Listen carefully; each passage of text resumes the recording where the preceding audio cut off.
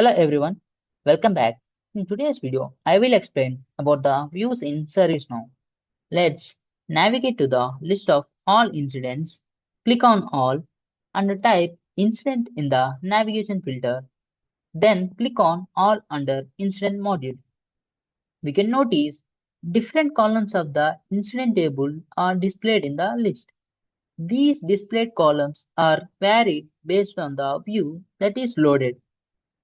A view is a tailored version of a list or form that are configured to display particular fields or columns arranged in a specific order. In other words, views helps in displaying the most relevant information and organizes it in a way that makes it easier to understand or use. To switch between the views, click on the List Controls menu, select View and choose any view to load.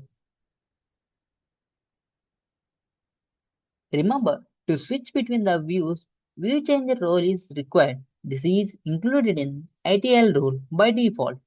When the view is something other than the default view, its name appears in brackets next to the table list title.